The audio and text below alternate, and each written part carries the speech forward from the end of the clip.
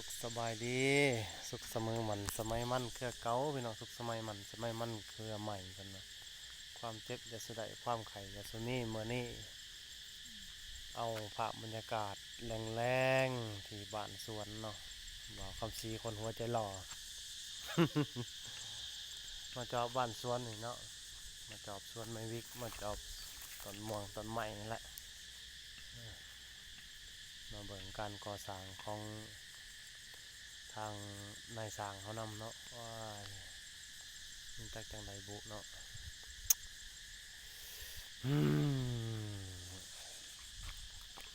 ผลมันออกมาคือบ่อยากอะไรวะ ยังมาทันแล้วมันเป็นแล้วเนาะกำลังก่อเสาพี่น้องจังมันสิงามหรือบ่ใหญ่โคตรบ่จักเนาะคันได้ไฟฟ้าดึงเข้ามานี่สุดยอดเลยเนาะมีชวนไม้วิกกันเนาะเดี๋ยวเนาะ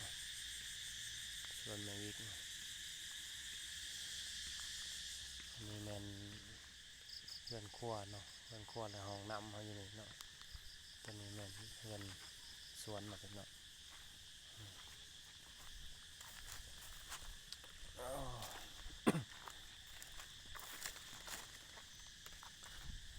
เนาะ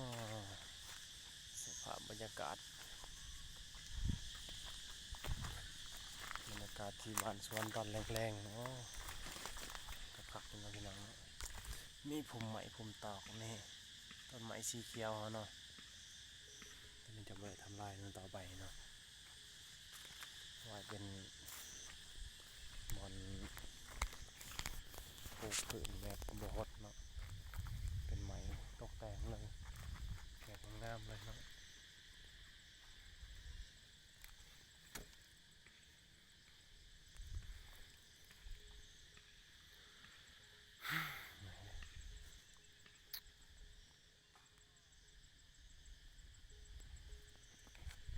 แม่นให้หน้าตาการ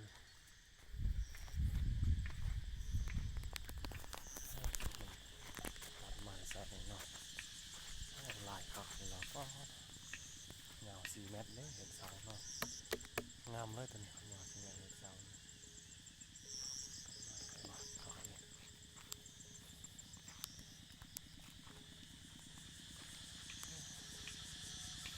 บ้านสวนอยู่ตอนแรกเนาะพี่น้องเนาะทางคนกำลังก่อไฟ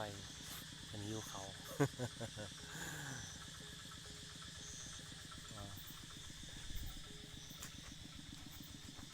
เป็นบรรยา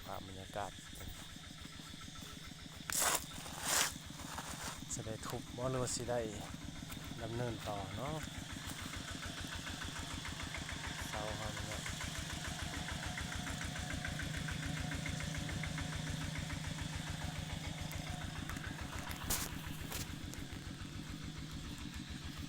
ยังดำเนินการ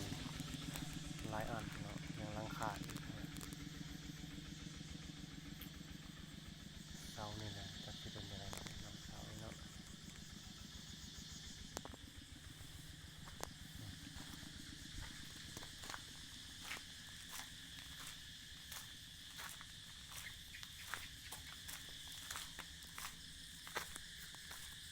ได้ทุบม็อกต่อไปนี่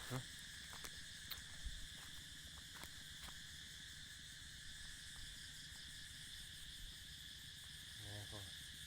นางเธอเจ้าฝาคนมากวาดงานเนาะวิศววิพังเป็นนางอยากกุมพันเลยใจกัน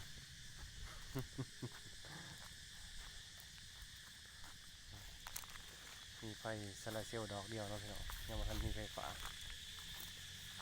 ดึงสายมันอยู่โอ้ใช้งบอยู่ที่20,000 30,000ผมไปจักเสาเนาะตายว่าใหญ่กว่าเนาะใหญ่กว่าเลยครับโอ้เป็นแสงไฟเป็นก่อนเนาะตาพิงไฟเลยนะทุกแล้วว่าเฮ้ยเขาเฮ้ยโอ้โดยกำลังไปกินเนาะ กินข้าวก็ได้พี่น้องนะคนให้ของกินแสบละ